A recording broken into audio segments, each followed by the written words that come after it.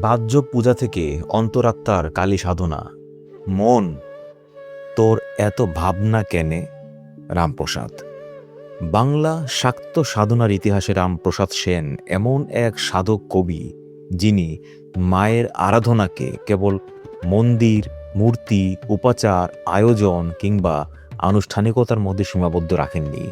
তার কাছে কালী ছিলেন নিজের অন্তরের মা, হৃদয়ের চৈতন্য শক্তি, জীবনের অন্তস্থ আশ্রয়। তাই রামপ্রসাদের গানে বারবার দেখা যায় বাহ্যিক পূজার আড়ম্বরকে অতিক্রম করে নিজের মনকেই সাধনার ক্ষেত্র করে তোলার আহ্বান। নমস্কার, ক্রিয়াযোগ ঈশ্বরলাভ চ্যানেলে আপনাকে জানাচ্ছি স্বাগতম। তাহলে আর দেরি নয়, চলুন শুরু করা যাক আজকের অত্যন্ত গুরুত্বপূর্ণ এবং ইন্টারেস্টিং একটি ভিডিও, বাহ্য পূজা থেকে অন্তরাত্মার কালী সাধনা। তো চলুন শুরু করা যাক। মন, তোর এত ভাবনা কেনে? এই পথটি একটি অন্তর্মুখী সাধনার এক অসাধারণ দলিল। এখানে রামপ্রসাদ তার নিজের মনকেই সম্বোধন করেছেন। এই মন কেবল মানসিক প্রবৃত্তির নাম নয়, সাধন পরম্পরায় মনই মানুষের বন্ধন এবং মুক্তি দুইয়েরই প্রধান ক্ষেত্র। উপনিষদীয় আত্ম অনুসন্ধান, গীতার ইন্দ্রিয় সংযম, তন্ত্রের অন্তঃপূজা এবং ভক্তি মার্গের আত্মসমর্পণ, সব কিছুর মিলন এই ছোট্ট পথটির মধ্যে দেখতে পাওয়া যায়। পথটির শুরুতেই তিনি বলেন, মন, তোর এত ভাবনা কেনে? একবার কালী বলে বসরে ধ্যানে। এজন্য সমগ্র সাধন পথের প্রথম নির্দেশ। অস্থির মনকে থামাও এবং একবার মায়ের নাম নিয়ে অন্তরে বসো। মানুষের মন স্বভাবতই বহির্মুখী। সে ভবিষ্যৎ নিয়ে চিন্তা করে, অতীত নিয়ে অনুশোচনা করে, বর্তমান নিয়ে আকাঙ্ক্ষা করে, কখনো অর্থ, কখনো সম্মান, কখনো সম্পর্ক, কখনো সাফল্য, কখনো ভয়। অসংখ্য বিষয়ের মধ্যে মন নিজেকে ছড়িয়ে দেয়। রামপ্রসাদ সেই মনকে বলেছেন, এত ভাবনা কেন? একবার কালীকে স্মরণ করে ধ্যানে বসো। গীতায় শ্রীকৃষ্ণ অর্জুনকে বলেন, যত যত নিশ্চরতি মনোচঞ্চল মস্থিরম ততস্থ নিয়মন দার্তনে বংশং নয়ত। শ্রীমদ্ ভগবদ্গীতা 6:26। অর্থাৎ মন যতবার চঞ্চল হয়ে বাইরে চলে যায়, ততবার তাকে সংযত করে আত্মার মধ্যে স্থাপন করতে হবে। রামপ্রসাদের ভাষায় সেই আত্মমুখী প্রত্যাবর্তনের সহজ পথ কালী বলে বসরে ধ্যানে। এখানে কালী কেবল একটি নাম নয়, শাক্ত দর্শনে কালী হলেন মহাশক্তির এক গভীরতম প্রকাশ। তিনি কালকে অতিক্রমকারী শক্তি, আবার কালরূপে প্রকাশিত এক মহাশক্তিও। তিনি সৃষ্টি, স্থিতি ও লয়ের অন্তর্নিহিত শক্তি। তাই কালীকে ধ্যান করা মানে কেবল একটি মূর্তির কথা চিন্তা করা নয়, বরং নিজের চেতনার গভীরে সেই মহাশক্তির উপস্থিতি অনুভব করার সাধনা। রামপ্রসাদ এবার বাহ্যিক আড়ম্বরের প্রসঙ্গ আনেন। জাঁকজমকে করলে পূজা, অহংকার হয় মনে মনে। তুমি লুকিয়ে তারে করবে পূজা, জানবে না রে জগৎজনে। এই অংশটি অত্যন্ত সূক্ষ্ম। তিনি পূজার বিরোধিতা করছেন না, তিনি পূজার মধ্যে অহংকার প্রবেশ করার বিরোধিতা করছেন। পূজা যদি ঈশ্বরের উদ্দেশ্যে হয়, তবে সেখানে আমি এত বড় পূজা করেছি, আমি এত অর্থ ব্যয় করেছি, আমার পূজা অন্যদের চেয়ে ভালো, এই আমি বোধ ঢুকে গেলে পূজার কেন্দ্র ঈশ্বর থেকে সরে গিয়ে সাধকের নিজের অহংকারে এসে দাঁড়ায়।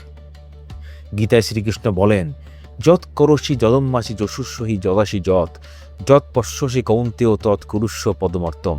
গীতা 9:27। অর্থাৎ যা কিছু করা হয় তা ঈশ্বরকে অর্পণ করতে হবে। এই অর্পণ মানসিক, বাহ্যিক উপাচার থাকতেই পারে, কিন্তু তার কেন্দ্রে থাকতে হবে আত্মসমর্পণ। রামপ্রসাদ তাই বলেন, লুকিয়ে তারে করবে পূজা। এর অর্থ গোপনে কোনো নিষিদ্ধ কাজ করা নয়, বরং এমন পূজা যেখানে সাধকের অহংকার প্রকাশের সুযোগ নেই। মানুষ জানলো কি জানলো না, সমাজ প্রশংসা করলো কি করলো না, সেটি আর গুরুত্বপূর্ণ নয়। মা জানেন, সাধক জানেন, এটুকুই যথেষ্ট। এখানে ভক্তির একটি গভীর লক্ষণ প্রকাশিত হয়, লোকদৃষ্টির পরিবর্তে ঈশ্বর দৃষ্টি। পরের স্তবকে তিনি বলেন, ধাতু পাষাণ মাটির মূর্তি, কাজ কি রে তোর সেই গঠনে? তুমি মনোময় প্রতিমা করি বসাও হৃদি পদ্মাসনে। এই পংক্তিকে মূর্তি পূজার সরাসরি অস্বীকৃতি হিসেবে পড়লে রামপ্রসাদের সাধনার প্রকৃত উদ্দেশ্য বোঝা যাবে না। সনাতন ধর্মে প্রতিমা দীর্ঘকাল ধরে ঈশ্বর চেতনার একটি প্রতীকী ও উপাসনামূলক মাধ্যম। আগম, তন্ত্র ও পুরাণীয় উপাসনার প্রতিমা, মণ্ডল, যন্ত্র, মন্ত্র ও ধ্যান সবই উপাসনার বিভিন্ন স্তর। রামপ্রসাদ এখানে প্রশ্ন করেছেন, যদি মূর্তি নির্মাণ করেও হৃদয়কে নির্মাণ না করো, তাহলে সেই পূজার অন্তর্গত পরিবর্তন কোথায়? তাই তিনি বলেন, মনোময় প্রতিমা। এই মনোময় প্রতিমা অত্যন্ত গভীর ধারণা। ধ্যানের সময় সাধক দেবতার রূপকে নিজের চিত্তে প্রতিষ্ঠা করেন। তান্ত্রিক সাধনায় দেবতার ধ্যান, মানস পূজা ও অন্তর আরাধনা গুরুত্বপূর্ণ স্থান অধিকার করে।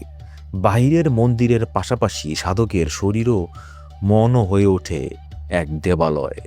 ছান্দোগ্য উপনিষদে বলা হয়েছে, সর্বং খলবিদং ব্রহ্ম। ছান্দোগ্য উপনিষদ 3.14.1, অর্থাৎ এই সমগ্র জগৎই ব্রহ্মস্বরূপ।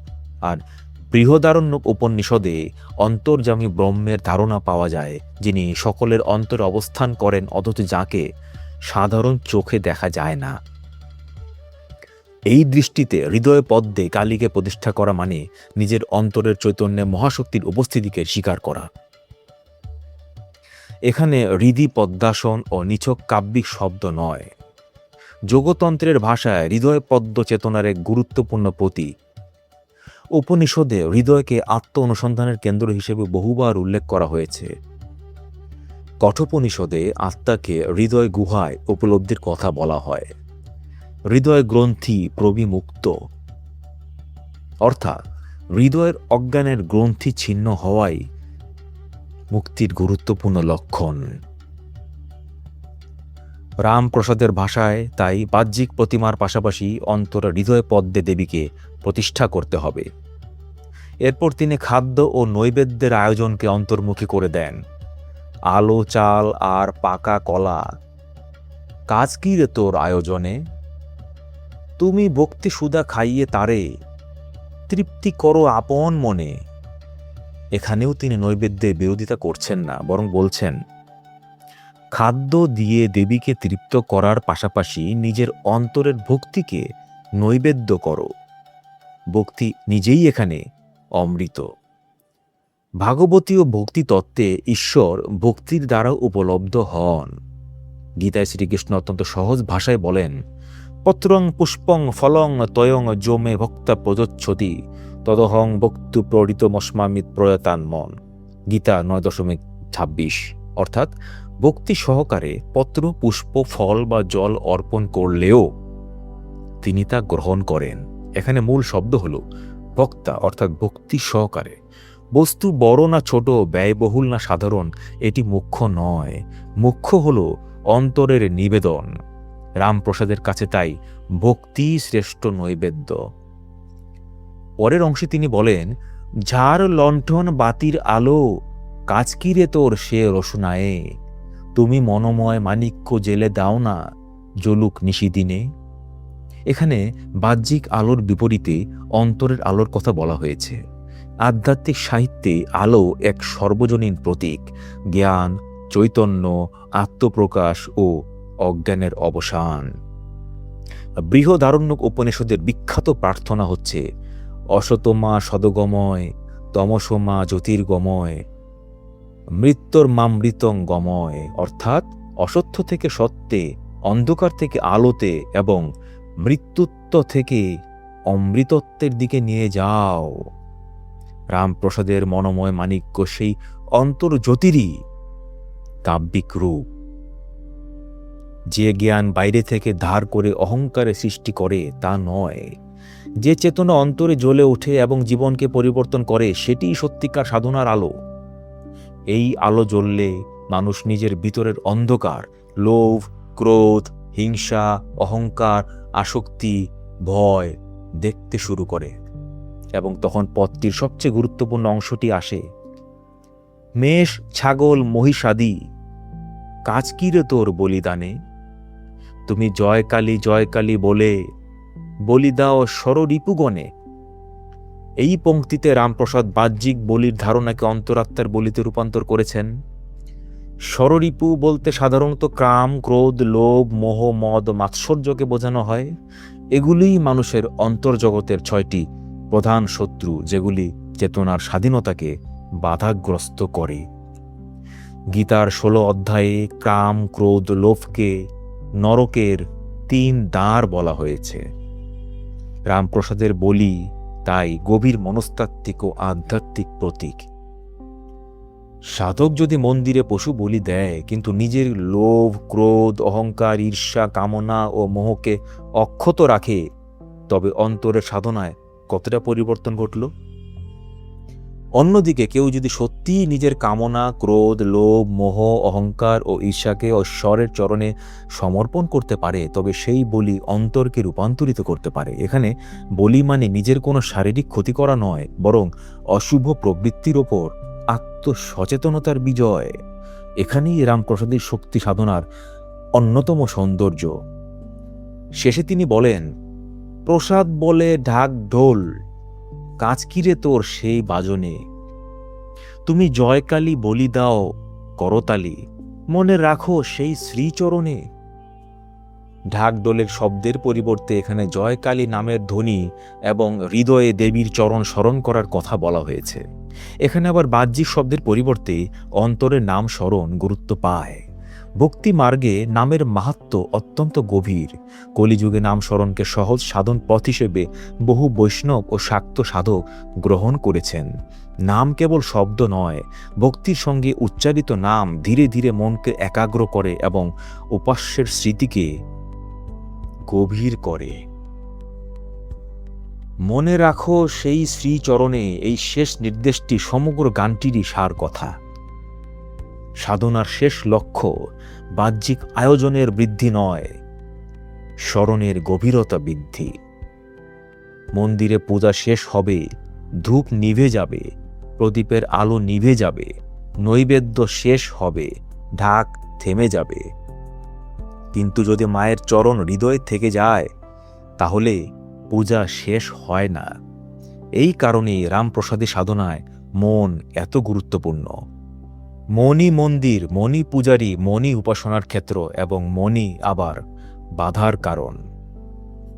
গীতায় বলা হয়েছে, মানুষ নিজের দ্বারাই নিজেকে উন্নত করবে, নিজের দ্বারাই নিজেকে অবনমিত করবে। মনই মানুষের বন্ধু, মনই তার শত্রু। রামপ্রসাদ তাই প্রথমেই মনকে ধরেছেন।